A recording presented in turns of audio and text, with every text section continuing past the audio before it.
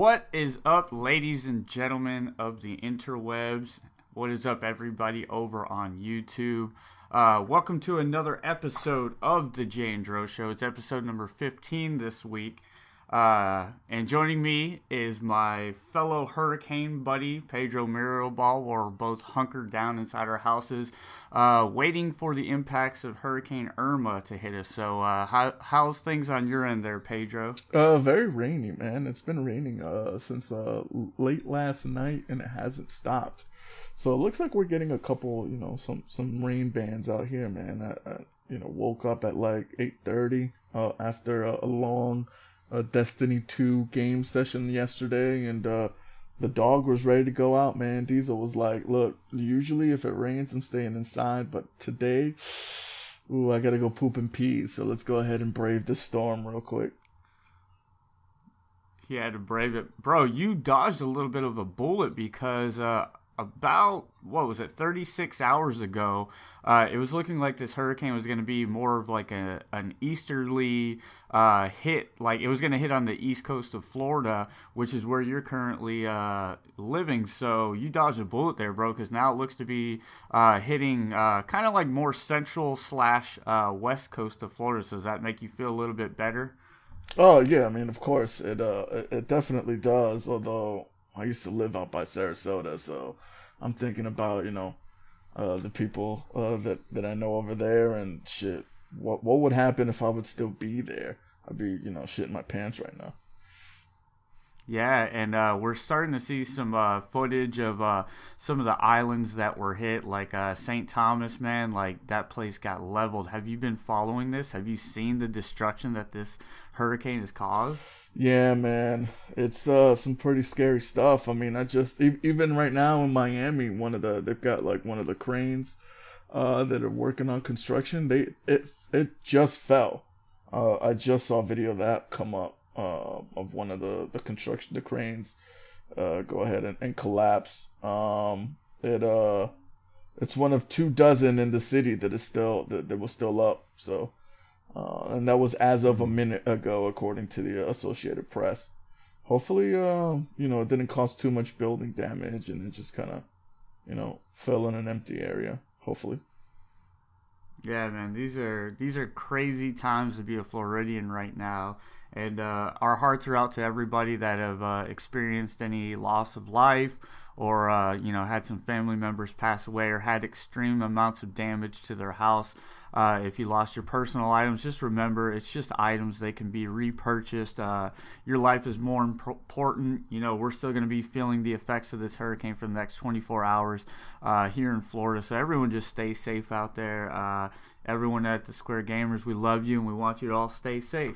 But with that being said, Pedro, let's get into the first segment of the show. Let's start it the way we always start it, with part of the conversation, our news segment. So, what was your favorite video game news story this week, Pedro? For me, it had to have been the Destiny 2 news that has swept over the entire gaming landscape. As you know, Destiny 2 came out. By the way, congratulations on being back on the PlayStation family. I'm pretty sure we'll talk about, your Destiny 2 Pro bundle unboxing and whether or not you're impressed with, number one, the Pro system, and number two, the justice that Sony did to the Destiny game.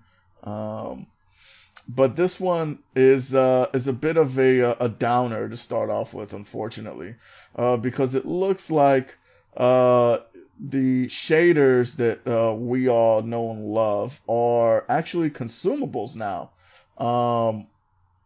And you can purchase them using silver on the Eververse. And one of the ways you can get silver is through paying your own money with it.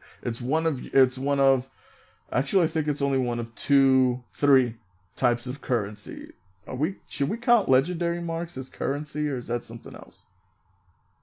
No, I'd consider it currency because it has to be earned. So yeah, I'd call it a form of currency. Okay, so it would be like a legendary mark, and then it'd be a glimmer, and then you have your silver to buy things like emotes or shaders, just like last game. The only different thing is that now the shaders are actually consumables. The cool thing about Destiny 2 is you can apply different shaders to each individual piece and part of your armor. So if you want your headpiece to be colored a different way than your chest piece, than your arms, than your legs, you can do that. As well as you can color your guns. So there'll be different colors as well.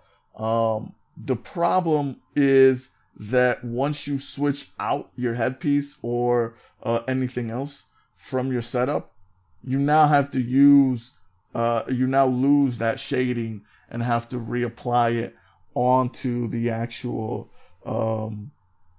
part that you're putting it on, which is kind of dumb in my opinion. What are your thoughts on the shaders being consumable? I feel like it's a really weird move, you know what I mean? Like, this wasn't a thing in Destiny 1, so, you know, you gotta kind of ask yourself, why all of a sudden is it a thing in Destiny 2?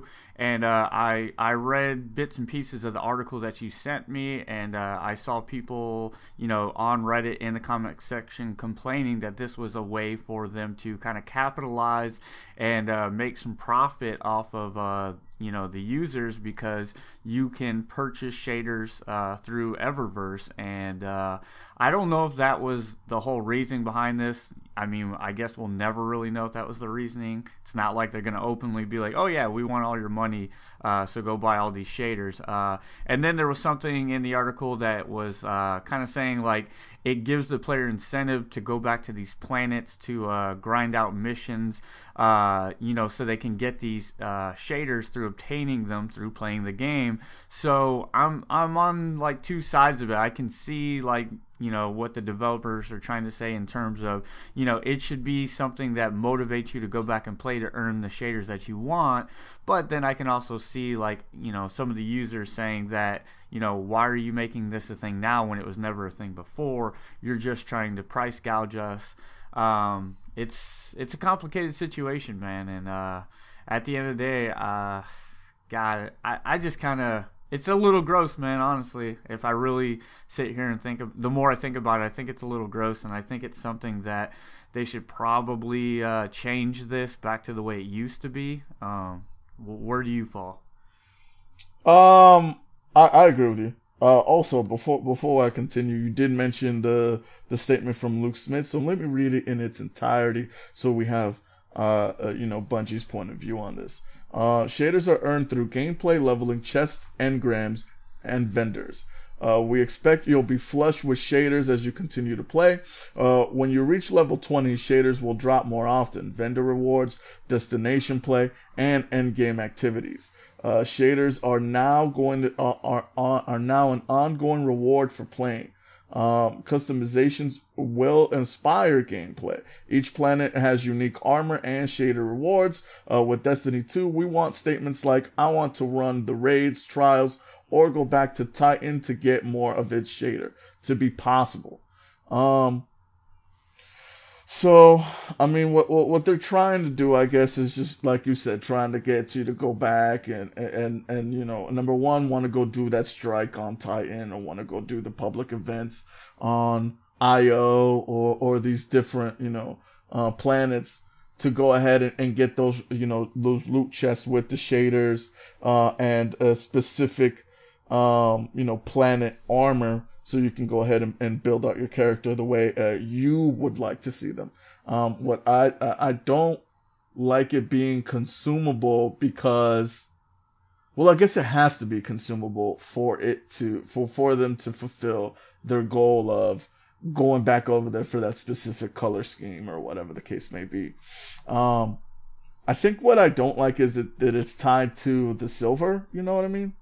So Yeah. you would have to go and buy silver using cash, or to get the luck of the draw while playing, you know, while doing public events and things like that. Me personally, I haven't spent time, you know, kind of changing the color schemes and things like that on my character as of yet, simply because, number one, I just reached level 20 and I haven't found armor that I like, and number two, I'm switching it out too much that, if I find a color scheme that I do like, I don't want to waste a shader on a helmet that I may have for like an hour or two until I get something new. Right, and I think one of the key things that was in that quote was him saying that at level 20 they'll start dropping more often. So I think that kind of puts to rest a little bit of the concern as to how often you're going to, obtain these shaders. I see it being one of those things that maybe like early on in the game you're not getting quite as many as you'd like, but if you're a level 10, the significance of said shader is probably not that high anyway, because chances are you're not going to be in that gear very long. I think it all just hinges on like, this being RNG based, like, and you have a chance of getting, like, what happens then if you keep getting the same color shader over and over and over again? That's just going to be frustrating to the player. Like, I remember year one Destiny, when I was trying to obtain, like, I want to say it was the boots for my Titan to have the full raid armor. I must have gotten the gauntlets 100 times before I finally got the boots, and like it got to the point to where I was just like, okay, enough's enough, you know what I mean? And like I don't want that. I don't want this to be the new version of the Galahorn where people like, they want their Titan to be in all red and black, but they're just chasing, the shader for their boots, and they just can't seem to get it because they're getting the some other shader instead of the one they want. So I don't know. This is a slippery slope, and I don't know, man. I'm kind of curious to see how Bungie kind of reacts to it, because like you were saying, how deep did the comment section get over on Reddit? I think you said like 30,000+. Yeah, 36,000 plus was a couple days back. It should be higher than that now. And that's the biggest complaint that people have of this game, to be honest with you. There's a lot good going on in Destiny 2. The only issue is, something like shaders. And it kind of sucks that something as small as, being able to customize to me that's small, but to other people that's a huge deal because you want your personality to show in the video game. But something like that to be, the biggest pain point, that kind of sucks. Yeah. Again, man, this is just if that's the thing that's being talked about when people are talking about Destiny 2, the issues being things like shaders. That's a major improvement from the things that people were complaining about Destiny 1 and the story not being in there, and Destiny 1 reviews were all over the place. In that game's original inception, I think when it came out, the reviews put it like around the 70 percentile mark, which isn't a bad game. It's still a good game, but as they continued to patch the game and update the game, it just kept getting better and better. But when it first came out, it wasn't great. Whereas with Destiny 2, right now it's currently sitting at an 84 on Metacritic, and whenever I hear people talk about the game, they're saying the story's so much better, the characters, like voice acting is so much better, level designs are amazing, the weapons feel really good, nothing feels too OP, the balance feels outstanding. I have seen a couple people complain about the Crucible a little bit, which there's always going to be a little bit of issue when it comes to the Crucible. That's where your hardcore players are at, and they're always going to complain a little bit, I feel like. So I think in terms of this game launching and the reviews coming in, I think it's doing really well, and we'll talk about that later in the show. But when it comes to these shaders, yeah, they got some things to figure out, and pretty crazy story. And it's just kind of crazy that people are complaining so much about such a, something that's just not that big a deal. The color of your armor, which again, next week the raid comes out, and once you obtain that raid armor, is shaders going to be that big of a deal anyways, Yeah, you're right. Yeah. So that's a good news story there, Pedro. Mine, we're going to be switching gears a little bit. I want to talk a little bit about Friday the 13th, the game. More specifically, how well it's doing when it comes to being crowdfunded, because it has just been entered into the Guinness Book of World Records for being the highest grossing crowdfunded movie game in history, and in fact, like the second and third place games aren't even close to it. To kind of put a dollar on it, it is currently sitting at $2,060,651 crowdfunded dollars, and that was received through both Kickstarter and BackerKit. I'm not familiar with BackerKit. Do you know anything about that, Pedro? No, I'm not up to date on my crowdfunding Yeah, knowledge. I think it's just kind of like another version of Kickstarter. But yeah, man, Gun Media is crushing it over there. Obviously, people believe in this game. Like money's literally just pouring in, is what the article. By the way, the article I was reading was at comicbooks.com. So if anyone wanted to go check it out. But with that being said, one of the issues that a lot of fans that are still playing the game, some of their concerns is like, where is all this money going? Because the game is still riddled with bugs, apparently. I haven't checked the game out yet, as I haven't had a PlayStation. But this was one of the games that was on my backlog for sure, very high up there on the backlog. I've had my eyes on this game since it got announced on Kickstarter. And I just want to get your kind of thoughts and opinions on how do you feel about it getting like over $2 million in crowdfunded money, dude? The game looks super fun, man. I mean, everybody. I think everybody saw how much fun they were having, and then decided to kick in a little bit more, just so they can get the bugs fixed. I mean, the game is still riddled with bugs, but they're doing a very good job of fixing the game as they go. So I'm not gonna give them too hard of a time, especially since they seem to be a very small team, but they are very responsive to the criticism, and are definitely care enough this to make the proper adjustments and changes.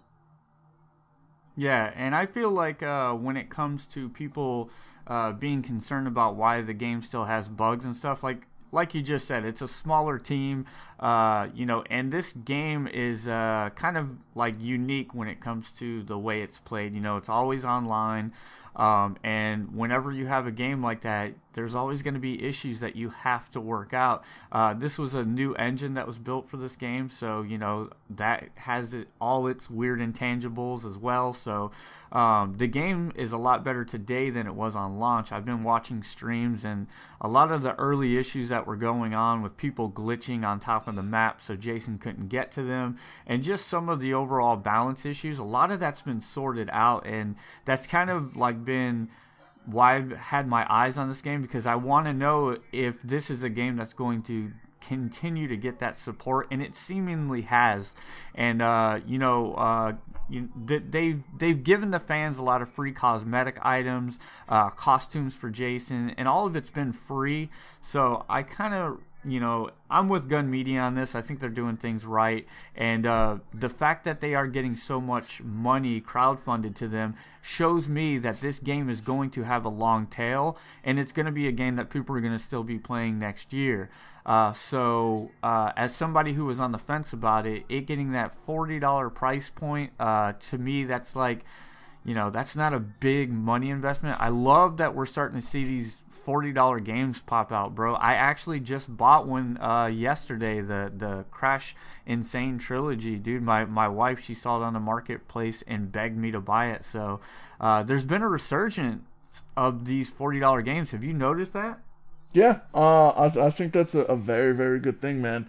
$40 games are going to be the new, the new price range for those mid-tier games, those, the remasters and things like that. Like, there really is no reason to pay $60 for a game that's all remastered, Yeah, it's not. Okay. I was gonna say it's not even just remastered though, because Friday the 13th, where you're talking about a whole new game, all new mechanics. We've never seen anything like this before. It's got the Friday the 13th license, and it comes out for $40, man. Like, that's pretty cool. We just saw Knack 2 come out this week. I know you've been clamoring for Knack 2, bro. Yeah, for sure. I've been waiting for Knack 2 to come out and bless us. Oh, you got that platinum yet, bro? Unfortunately, not. Yeah, but all jokes aside, I mean, like, then we have what was the new Uncharted Lost Legacy game comes out at $40. Yep. So, these are smaller experiences, but they're asking less money out of the user. So that's super cool, man. And I hope this continues to be the trend going forward. But I mean, I got a little derailed there, but I just kind of wanted to bring that up. And like, I'm really hyped to play Friday the 13th. One of the things that is still lacking that has been promised. They promised it once they hit like a certain tier on their Kickstarter, which was a single player campaign. So it is coming at some point. It seems like they've kind of gone black when it comes to talking about that. I wasn't able to find any new information about it, but it is something that's coming in the future, and I will be definitely checking this game out. I don't know how long I'll be playing it. This is one of those games that if you don't have like friends to roll with, then it's kind of like one of those games where you will definitely limit the amount of fun you're having if you're not, on the servers with a bunch of friends. But that being said, we plan on doing some giveaways here in the future over on the Square Gamers on Facebook. So if you're not there, go join us on the Facebook group, facebook.com/squaregamers. I'm thinking this is going to be one of the games that we do a giveaway on. Don't quote me on that, but it would make my life easier, and I'd have people to play with in the future. So maybe look forward to that. But with that being said, that brings us to the second segment of our show, which is topic of the week. So Pedro, can you hit me with that sweet, nasty bumper music, good sir?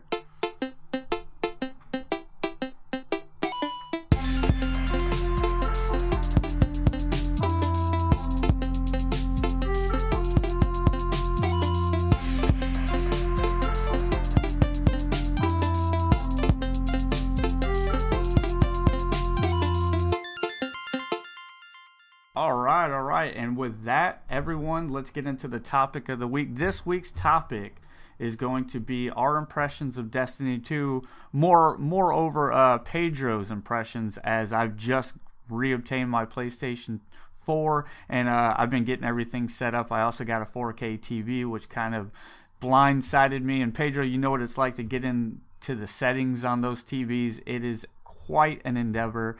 So I haven't got to check the game out as much as you have. So I'm going to kind of rely on your overall impressions of the game, as you put quite some time into it.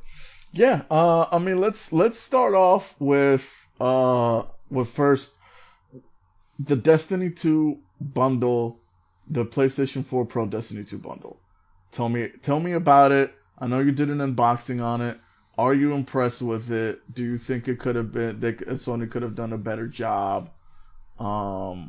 Is there anything cool that comes with the, like, is it like, does the system menu make any Destiny sounds? Do you get a cool like Destiny like skin or anything for the PlayStation menu, anything like that?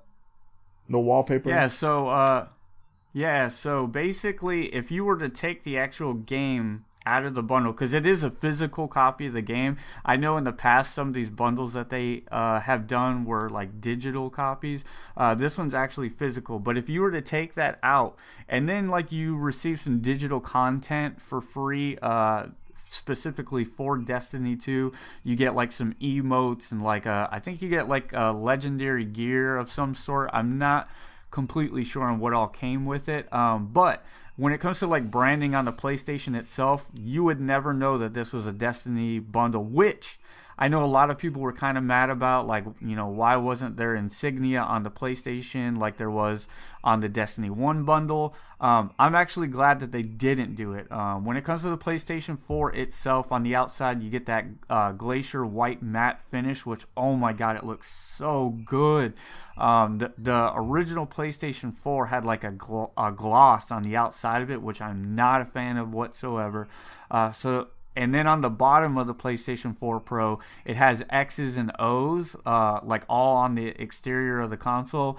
Gives it like a nice, really, really sweet look. And then on the top of it has a chromed out PlayStation 4 logo on the top, or I mean just a PlayStation logo on the top, which looks super cool. It has the matching white DualShock 4 controller. Then when it comes to the actual like handling of the UI and all that, I heard people talk about how zippy it was, how the download speeds were improved. Bro, all that is so like clutch. Like everything is super fast, and it handles the UI like so good. Like there's no more input lag or anything like that. And then when I was like in the past, if I was updating a game, that's all I could do, bro. If I was trying to download a demo or something else that was like putting stress on the console, couldn't be done. Now, bro, my wife, she was trying out a bunch of different demos and seeing what she likes. I think she was downloading like 4 demos at the same time while I was updating Destiny 2, and it handled everything flawlessly, like all within a reasonable amount of time. So my overall impressions of the bundle, I'm super happy that I bought it, and I'm hyped, man. Yeah, are you sold on the PlayStation Pro, man? I know before we did a couple shows and you weren't very sold on the idea of the PlayStation Pro, but would you recommend anybody who is a person who's looking to buy Destiny and also maybe looking to either upgrade, replace, or get into the PlayStation ecosystem? Yeah, well, a lot of things that have been talked about when it comes to the PlayStation Pro and the Xbox One X specifically is, why do I need to spend all this extra money? What is that, a tornado warning in the background? Yeah. Damn, look at that. Pedro's getting tornado warnings as we're filming this podcast. How awesome. Anyways, but one of the things that is talked about is like, why should I spend all this money just on a 4K enhancement? And to me, like, I was one of those people asking that question myself, but as soon as I booted up Tomb Raider, bro, it got the 4K HDR update. Bro, I'm a believer now. I am super sold on 4K. It's a game changer, dude. Like, Tomb Raider specifically, the way that game starts is you're up on the snowy mountain, and you notice so much more. You notice the streams in the distance and the waterfalls. Like, that stuff just comes to life, and it's something that, I didn't expect to be blown away by. But man, that HDR, dude, oh my god. Like, these games are just popping like crazy. The pixel density, like the color palette, everything just comes to life, and I really, really think it adds a lot to the immersion, and I'm blown away, dude. So yeah, 4K, big believer. Awesome, man. I'm glad that you liked it. I'm glad that you're back playing video games, man.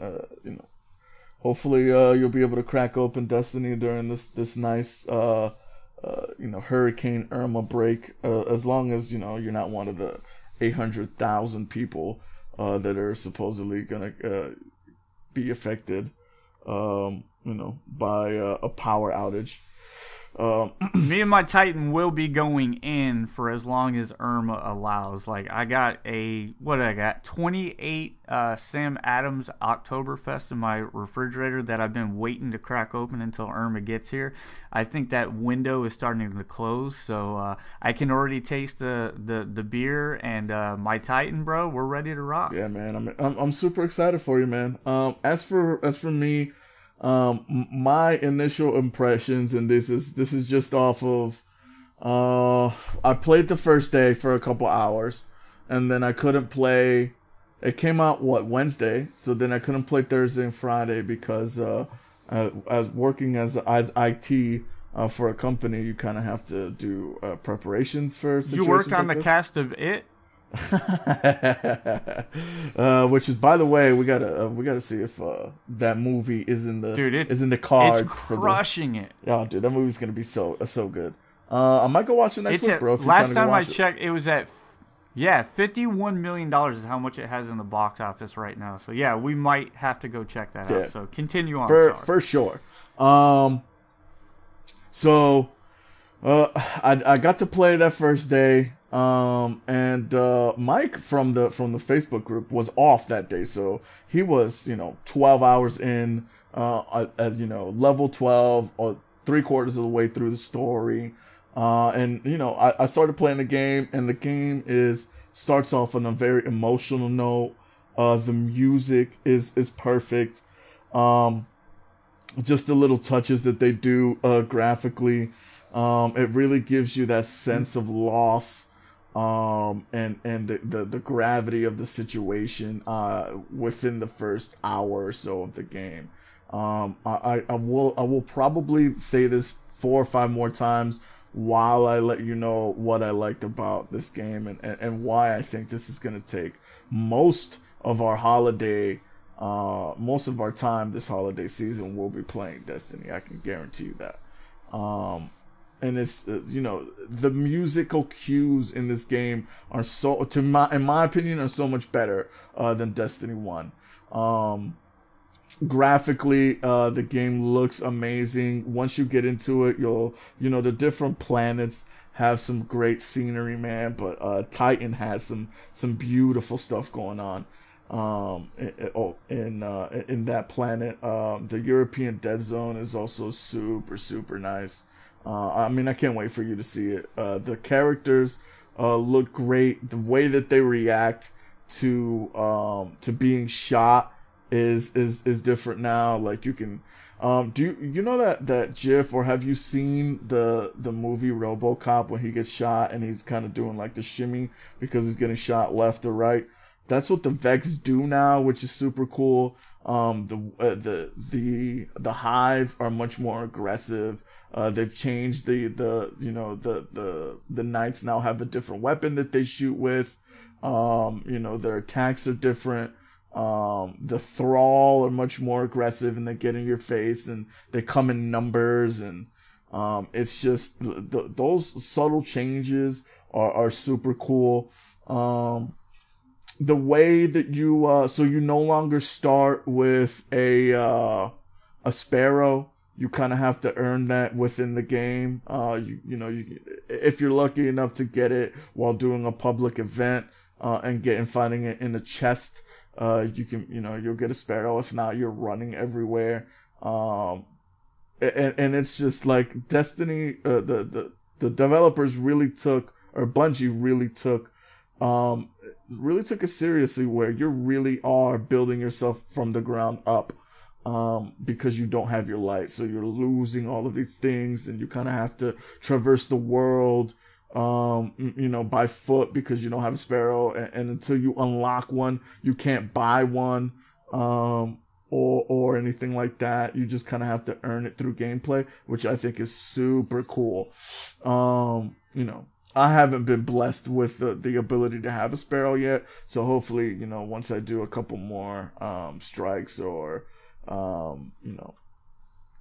or a public events, hopefully I'll be able to be a little bit more mobile.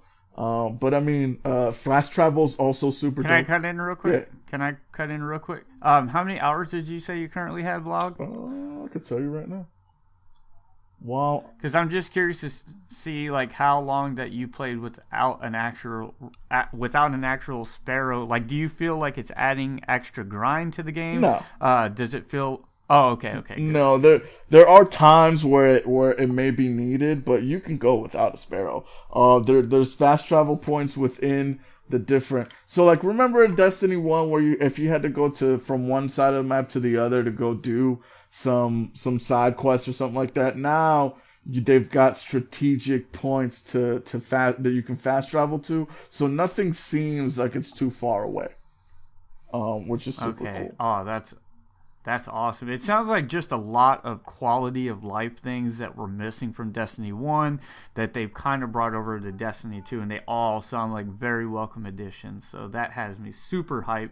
Destiny 1, bro, it was, God, man, I nowhere near have I played as many hours in a video game as I have the Destiny 1 game. I think I've got well over 1,600 hours, maybe even closer to 2,000 hours in that game, dude. Holy crap. So, good news. Yeah, that is great news. The difference in weapons, like you get weapons. You get different types of weapons fairly quickly. You do have to be a couple hours in the game before you start getting, like blue and legendary weapons. Though, you'll stick with like your normal white weapons and then a whole bunch of greens. But it's once you get to like level 7 or 8, I think is when you start getting pretty decent weapons. The cool thing about leveling up is that you can go and level up you can level up fairly quickly without doing the storyline, which is cool. Because the public events are super fun and they're easy to track now. Whereas before, you had to go to a separate website. That website timed it for you. Then you had to be at the specific area. Now it has a symbol on the map. Very easy to read. You pull up your director. You can say, okay, cool. I want to go do a couple public events. They're around here on the map. I'm going to go fast travel here, do this one. Then this one starts in 4 minutes. So I'll go fast travel over there by the time that one starts. And then, you can just go around and do that. And you get, at least 3,000 experience points per regular one. And I think it doubles for your heroics. Plus you get a loot chest at the end. So you can do your engrams. So you can get your engrams and things like that. That's what we were doing most of the night last night. Were the public events. And that's how I leveled up fairly quickly. I haven't finished the game yet, and I'm already at level 20. So, that should. And when I started with Mike, I was a 14, so I went up 6 levels. I went up 6 levels in a night's play by not doing anything really, not doing like missions or anything like that. They would give you the bulk of your experience points. It was just, going to different planets, doing challenges and things like that. Now, for strikes, you don't get strikes, you don't get patrols, you don't get challenges or anything like that until level 12.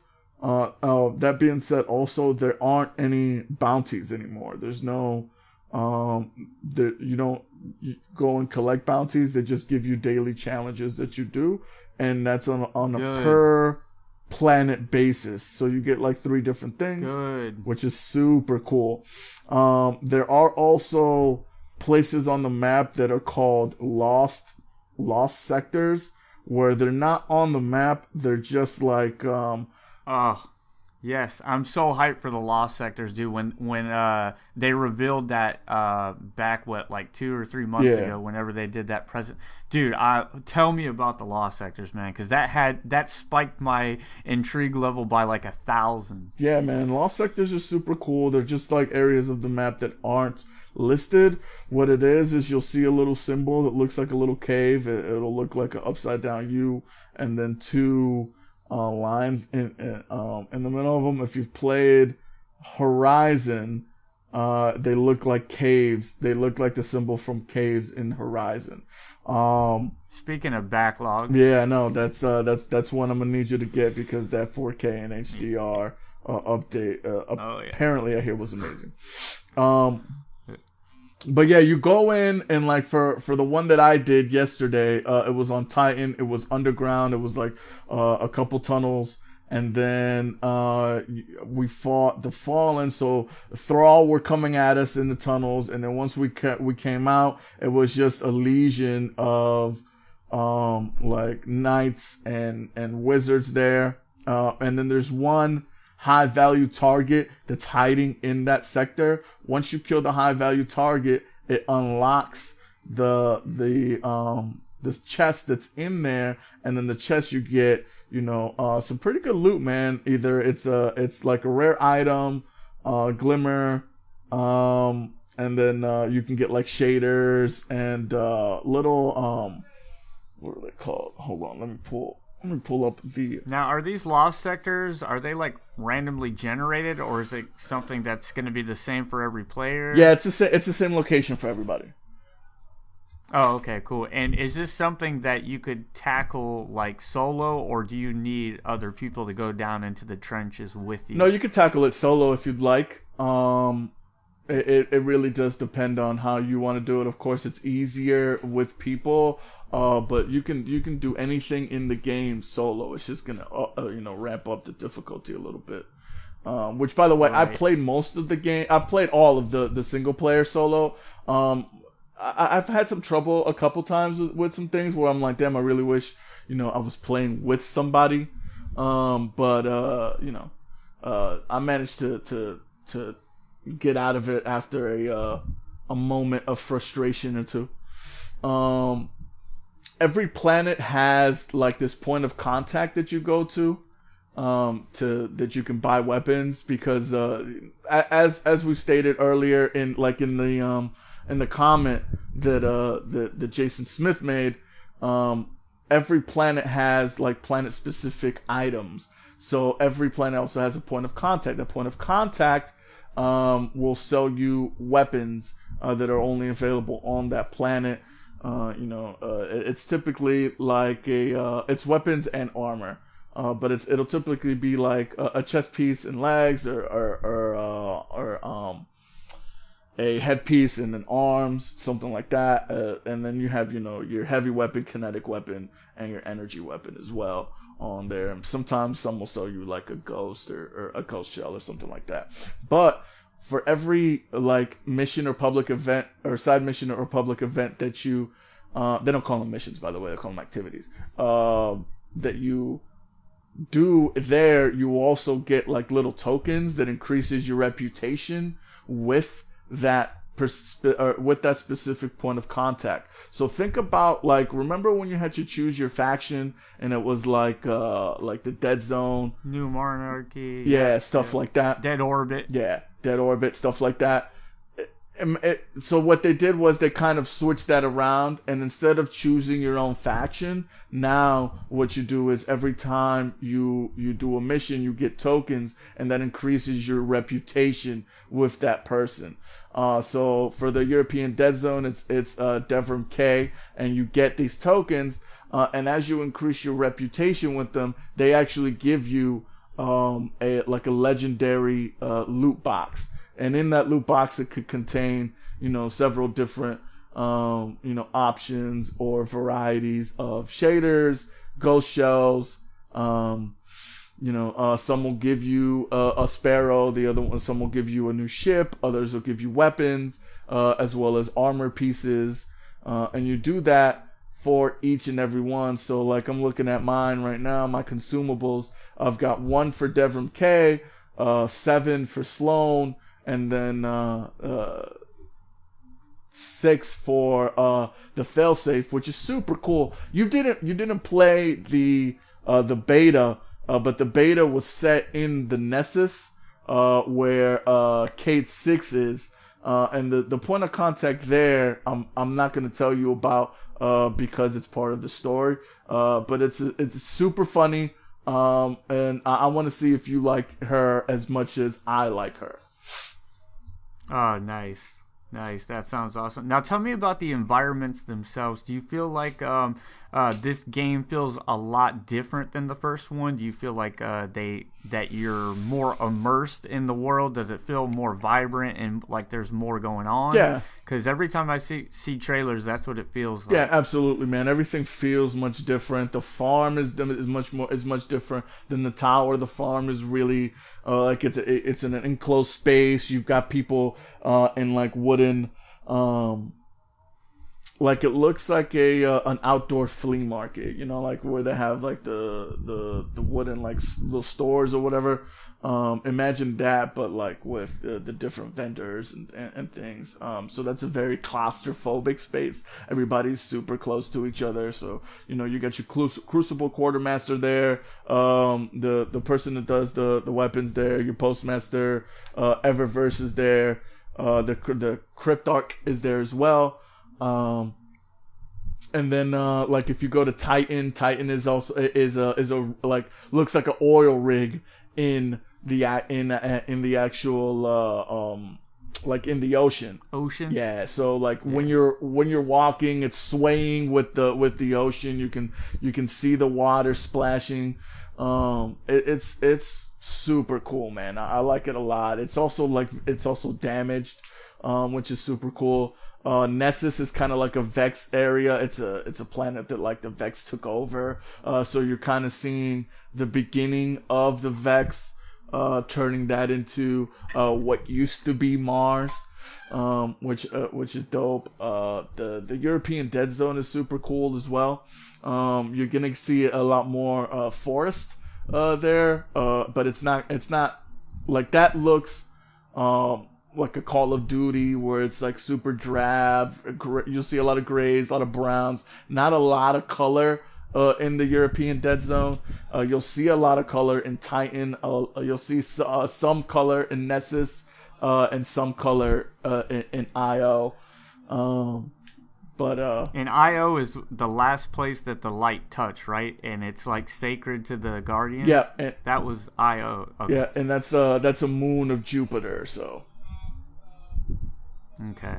Yeah, that was IO was the one that reminded me of Pandora, like over on Avatar. Yeah, that's exactly what it looked like. So that's pretty, again, it's still pretty cool. I think, let's see, do I have anybody to join? No, not anybody joining. But I think you'll be pleasantly surprised with the environments and kind of how immersive they are. Music is different in all of them. You'll see Fallen, you'll see Taken, you'll see man, I forgot the Red Army, and then you'll see the Vex. But I think we're missing an enemy, if I'm not mistaken. No, maybe we're not. I think that's it. Right? Now tell me about the new subclass. You're using the Titan, correct? How you liking the new subclass? Yeah, so the new subclass is called the Sentinel. And then of course you've got the old school Striker, and then they don't call it I forgot what they called it before, but they call this one the Melted Hammer, which is basically the fire one. The cool thing about the subclasses is you don't start with the subclasses, right? You start with the Sentinel, right? And then you get the additional subclasses as you're doing, as you're completing missions, as you're completing public events, as you're finding loot boxes, and they actually show up as part of loot. And then what happens is to unlock the ability to get the subclass, you will have to go and fight in public events. So I got the Melted Hammer yesterday, and it says rekindle your lost abilities by defeating enemies and fighting alongside fellow guardians in public events, right? So you have to complete a couple public events for you to be able to unlock it. And what that does is unlocks a mission to go somewhere within the planet, which I will not tell you because it's part of the story, and to then go ahead and kind of go through this coming of age type mission where you kind of learn your abilities, and they kind of tell you the history of it. And it's super cool, man. That mission is real basic though, because you go, you see like some light monuments, and then they kind of tell you like a short story of the first person who had it and why it's so great and why it's so awesome. And then you go and they give you the ability, and then the game automatically switches you to that subclass for the rest of that mission. So then it gives you the ability to play around with that super to see if you actually want to keep using it in regular gameplay. But again, they do it in a way that's like a coming of age type thing, like the Traveler called you there to show you this and give you this power, which is super cool. That's awesome. And it makes it so much more worth getting that subclass. As opposed to, going to buy it from somebody or something like that. Man. All right. So overall, what's your opinions of Destiny 2 in regards to comparing it to Destiny 1? Do you feel like it's just a game that is a series of, improvements, or do you feel like this is like strong enough to be a standalone sequel that, it is more than just Destiny 1.5? Fuck yeah, it's strong enough to be a standalone sequel, man. This is in the beta, I thought it was Destiny 1.5. When you play the game, you see that it's Destiny 2. Like there's no ifs, ands, or buts about that. You see that it's Destiny 2 through and through. The game is super fun. I can't wait for you to get into it.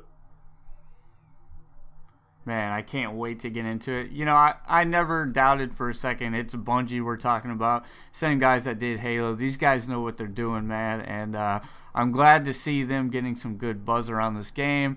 I'm glad to see that overall it seems like the haters are kind of like few and far in between. The whole shader thing, I'm sure they'll figure that out. But I'm glad that you're liking it, and I can't wait to delve deeper into it.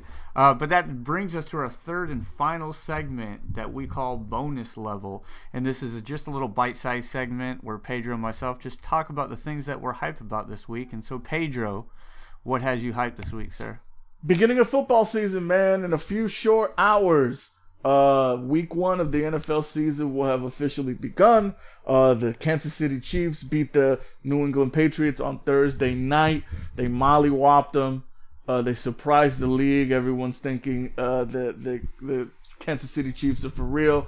I'm going to go with that was a fluke game, and they're not as good as they showed on Thursday night. As a Broncos fan, at least I hope that is the case. But football season. It couldn't come at a better time. And I'm glad that Irma is allowing us to bask in the glow of the NFL season. Yeah, well, one thing that Irma had caused me this week is actually my football game that I had my eyes on being canceled. The Gators were supposed to play yesterday, and sadly, the game was canceled. Gators unfortunately lost their first game of the season last Saturday to the Michigan Wolverines. I was torn in that game anyway because my second favorite team is the Michigan Wolverines. So it was like my two favorite teams going at it. So at the end of the day, win or lose, I was having a fun time watching it.